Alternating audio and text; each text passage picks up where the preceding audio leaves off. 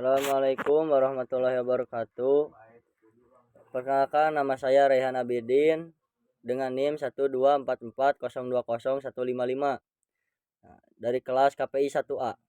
Kali ini saya akan mengerjakan ujian tengah semester mata kuliah ilmu dakwah, yang dimana tugas ini dilakukan dengan format video dengan menjawab soal-soal yang telah diberikan.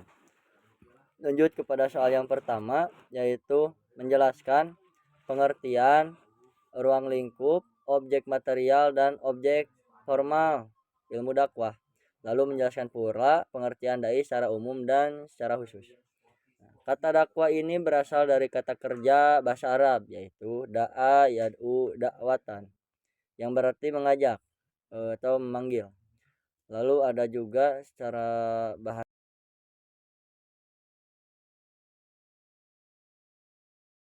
menyeru. Lalu menurut istilah terminologis, dakwah adalah mengajak manusia kepada kebaikan dan petunjuk Allah Subhanahu wa taala, menyeru kepada kebiasaan yang baik dan melarang dari keburukan supaya mendapat keberuntungan di dunia dan akhirat. Lalu kata dakwah ini juga disebutkan dalam Al-Qur'an, yaitu pada Quran surat Al-Baqarah ayat 221, yang dimana pada ayat tersebut menjelaskan proses transformasi penyampaian pesan Islam kepada orang lain dengan cara mengajak. Hal tersebut dinamakan dakwah agar senantiasa sesuai dengan petunjuk Al-Quran dan hadis. Dakwah ini bukan aktivitas memprovokasi, menghujat orang lain atas nama Islam, jadi tidak menjual agama seperti itu. Lalu adapun ruang lingkup dakwah. Dakwah ini mengandung 3 unsur pokok. Yang pertama ada al-tauji, yaitu memberikan tuntunan dan pedoman kepada mad'u. Supaya manusia itu bisa mengetahui jalan mana yang harus dihindari. Kedua ada al-taghyir, yaitu mengubah dan memperbaiki keadaan seseorang atau masyarakat kepada suasana hidup baru, jadi menjalani hidup yang lebih baik yang didasarkan pada nilai-nilai Islam. Selanjutnya yang ketiga ada al-roja. Al-roja ini memberikan pengharapan akan suatu nilai agama yang disampaikan. Jadi dakwah ini harus mampu menunjukkan nilai apa yang terkandung di dalam suatu perintah agama sehingga dirasakan sebagai kebutuhan pokok dalam kehidupan masyarakat. Selanjutnya objek material ilmu dakwah. Objek material ilmu dakwah ini adalah ajaran pokok agama Islam, yaitu Al-Quran dan Al-Sunnah, serta semua aspek kehidupan umat Islam dalam sejarahnya yaitu ada lingkungan hidupnya.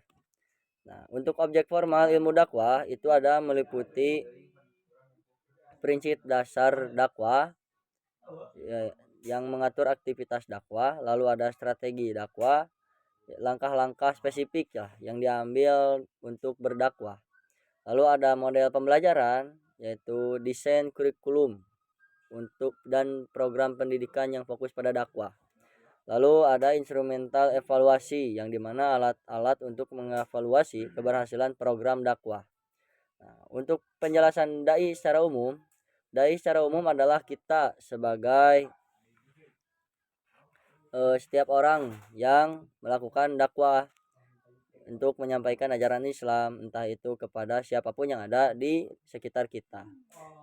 Untuk dai secara khusus adalah individu yang memiliki keahlian dan kompetensi tertentu dalam bidang dakwah, jadi lebih menjurus lagi. Mereka biasanya terlatih formal maupun informal untuk menyampaikan pesan-pesan agama secara lebih efektif dan profesional. Lalu yang kedua, jelaskan yang kedua ini soalnya kalau nggak salah menjelaskan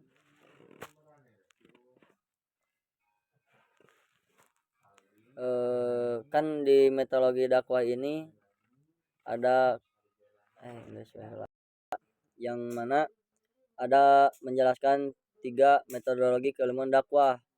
Nah, jelaskan dan berikan contohnya gitu. Nah, yang pertama ada manhaj istinbat, yaitu dakwah yang merujuk pada Al-Qur'an dan Sunnah. Lalu ada manhaj iktibas. Nah, iktibas itu adalah dakwah dengan meminjam atau meminta bantuan dari ilmu-ilmu sosial. Nah, untuk selanjutnya yaitu manhaj istiqro, yaitu dakwah dengan penelitian, baik penelitian referensi ya maupun lapangan. Nah, istinbat ini adalah proses penalaran dalam memahami apa itu dakwah dengan merujuk atau mengacu dan menurunkannya itu dari Al-Quran dan As-Sunnah. Produk istinbat ini adalah teori. Contohnya misalkan dalam situasi di mana tidak ada nas yang pemimpin yang tegas tentang hukum satu masalah. Nah, maka para ulama menggunakan istinbat untuk mengeluarkan hukum tersebut. Contoh klasiknya adalah soal hukum membunuh musyrik dalam perang. Membunuh ini musyrik dalam perang. Meskipun tidak ada hukum yang tegas, para ulama menggunakan istinbat dengan cara mengacu pada prinsip-prinsip yang ada dalam Al-Quran dan hadis untuk menetapkan hukum tersebut. Nah, untuk proses iktibas adalah proses penalaran dalam memahami apa itu dakwah dan merujuk dari Al-Quran dan Sunnah. Nah, ini meminjam dan menggunakan teori sosial perilaku manusia seperti sosiologi lah atau komunikasi maupun sejarah dan lain-lain. Nah, contohnya ini misalkan dalam situasi di mana ada ayat Al-Qur'an yang tegas nih tentang larangan zina lah.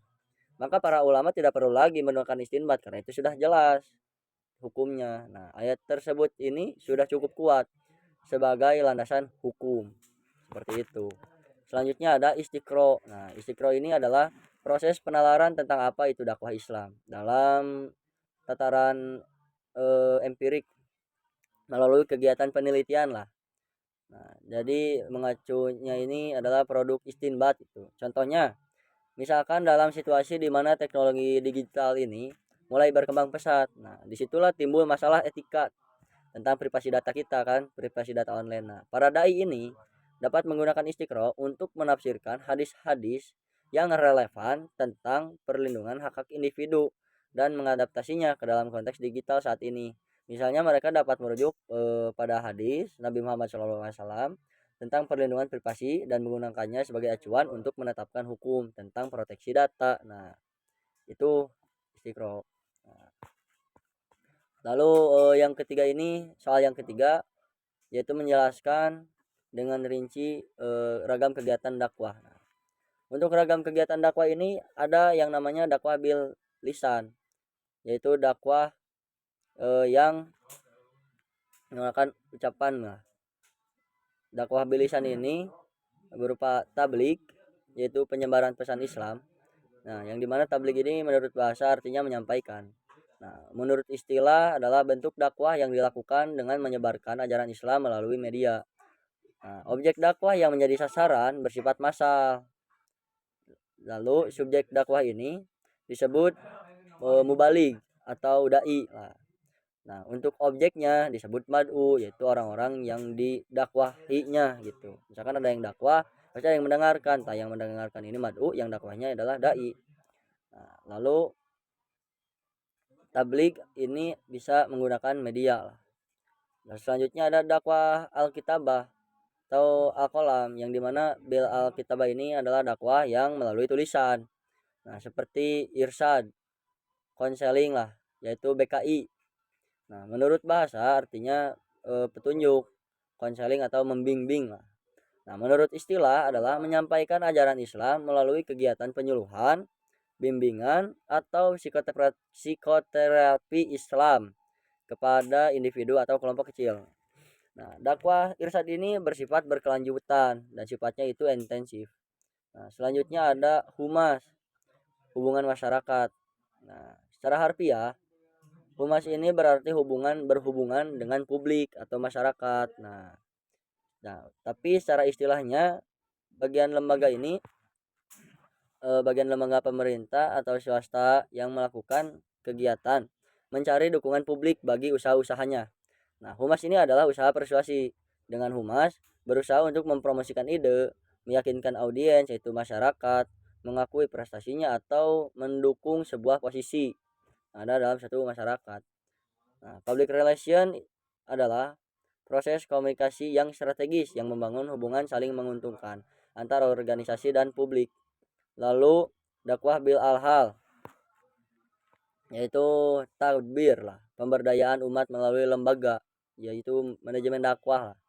Tadbir ini menurut bahasa adalah manajemen atau pengelolaan. Nah, menurut istilah, kegiatan dakwah, transformasi, dan institusial ajaran Islam melalui kebijakan-kebijakan publik atau pemerintah maupun lembaga pendidikan, perusahaan, serta pengelolaan lembaga-lembaga dakwah. Nah, itu adalah tadbir atau dakwah bil alhal.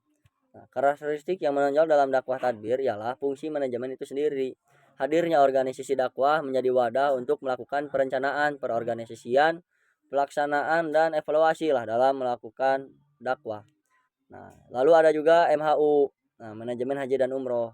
Ini juga termasuk melakukan dakwah melalui studi manajemen haji dan umroh baik sebagai ilmu maupun sebagai gejala aktivitas manusia untuk mengembangkan konsep-konsep baru tentang haji, memanage haji dan umroh, melakukan riset tentang manajemen haji dan umroh. Nah, untuk apa? Untuk menemukan relevansi dan nilai guna manajemen haji dan umroh di lingkungan masyarakat. Lalu itu juga harus melakukan pengabdian kepada masyarakat dengan membangun kerjasama kemitraan dalam bidangnya, yaitu manajemen haji dan umroh yang mampu menjawab tuntutan global di era saat ini. Nah, tenaga ahli bidang pengelolaan penyelenggaraan haji dan umroh, yaitu ada tenaga administrasi bidang urusan haji, tenaga ahli pada pengelolaan keuangan, tour leader, akademisi dakwah, bidang MHU, ya, seperti itu. Lalu ada tatwir atau tamkin. Nah, ini adalah pemberdayaan ekonomi umat. Menurut bahasa, tatwir atau tamkin ini artinya pengembangan. Nah, menurut istilah, ialah kegiatan dakwah implementatif melalui gerakan aksi amal seperti pemberdayaan sumber daya manusia dan lingkungan. Dakwah tatwir ini bisa dilakukan dengan program pendidikan, program pelatihan, pemberdayaan, pendamping desa, dan lainnya lah. Pemberdayaan ekonomi umat, ada juga pemberdayaan lingkungan hidup. Nah, pemberdayaan lingkungan hidup ini memiliki ragam kegiatan dakwah, meliputi penyampaian lah, membimbing juga mengembangkan umat dari segi keagamaan, pendidikan dan sosialnya. Itu PMI ya, teman-teman. Lalu ada soal yang keempat. Selanjutnya yang keempat menjelaskan rinci ragam konteks dakwah. Ragam konteks dakwah yang pertama ada dakwah nafsiyah, yaitu berdakwah kepada diri sendiri, yang dimana ini ada suatu proses introspeksi. Nah, itu disebut dakwah nafsiyah. Meskipun banyak orang yang telah introspeksi. Nah, introspeksi ini dinamakan dakwah nafsiyah. Lalu ada fardiyah. Nah, yaitu dakwah kepada orang di sekitar. Lalu ada dakwah fi'ah qalilah, yang dimana fi'ah qalilah ini merupakan orang yang berdakwah di suatu kumpulan namun tidak terlalu banyak lah, seperti circle-circle gitulah. Nah, itu dakwah fi'ah qalilah.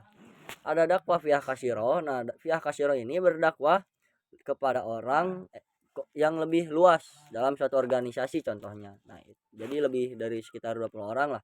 Itu dakwah fi'ah kasyiro. Lalu ada hizbiyah. Nah, ini dakwah kelompok dalam satu kelompok yang lebih besar lagi. Itulah. Lalu ada ummah. Ini adalah penyampaian di panggung. Begitu. Lalu ada su'ubiyah qabailiyah. Su'uliyah qabailiyah ini adalah dakwah antar budaya. Nah, itu dinamakan dakwah su'ubiyah qabailiyah. Sudahlah, cukup seperti itu. Lalu untuk menjawab pertanyaan yang kelima, mengapa manusia harus berdakwah? Begitu, kenapa harus berdakwah? Dengan adanya landasan teologis dan sosiologis, filosofis lah. Lalu kita harus baca ayat-ayat dakwah ya, yang An-Nahl, lalu Imran, lalu Fusilat. begitu juga Al-Baqarah dan Al-Hijr. Nah, yang pertama ya yang tadi ini mengapa kita harus berdakwah? Jelaskan landasan teologis sosiologisnya. Manusia harus berdakwah karena adanya mandat agama Islam yang menekankan pentingnya menyebarkan ajaran Allah Subhanahu wa taala. Nah, itu menjadi landasan kita harus berdakwah kepada semua makhluk ciptaannya. Dakwah dalam konteks agama Islam merupakan kewajiban dan tanggung jawab yang diemban oleh setiap muslim. Nah, landasan teologisnya, secara teologis dakwah adalah perintah langsung dari Allah Subhanahu wa taala yang tercantum dalam Al-Qur'an dan Sunnah Nabi Muhammad Shallallahu alaihi wasallam. Nah, pada surah An-Nahl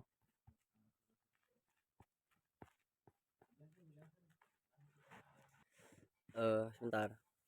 Adapun landasan sosiologis. Nah, landasan sosiologis ini bertujuan untuk membangun masyarakat yang lebih baik dengan menyebarkan nilai-nilai kebaikan dan keadilan.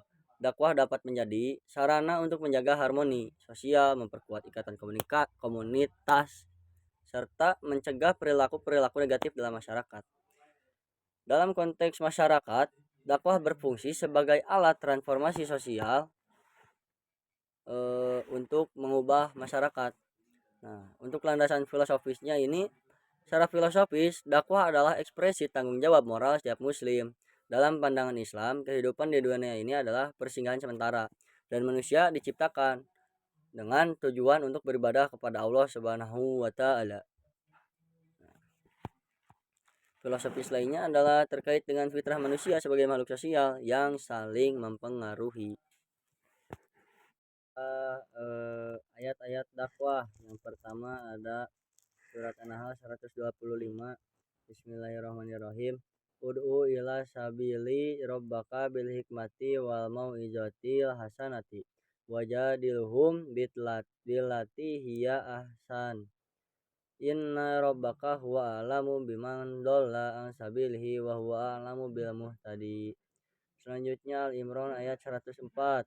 Wal takum minkum ummatu yad'una ilal khairi wa ya'muruna bil ma'rufi wa yanhauna 'anil munkar wa ulaika humul muflihun. Selanjutnya Al-Imran ayat 110. Bismillahirrahmanirrahim. Summa inna rabbaka lil ladzina hajaru min ba'di ma futinu summa jahadu wa sabaru inna rabbaka min ba'diha laghafurur rahim. Selanjutnya Fusilat ayat 33. Bismillahirrahmanirrahim. Wa man ahsanu qawlan mimman da'a ila Allahi wa amila sholihan wa qala innani minal muslimin. Selanjutnya surat Al-Baqarah ayat 221. Wala tankihul musyrikati hatta yu'mina wala mat yu'min wala matu mu'minatu khairum man musyrikati walau a'jabatkum wala tunkihul musyrikina hatta yu'minu wala abadu mu'minu khairum man musyriki walau a'jabakum.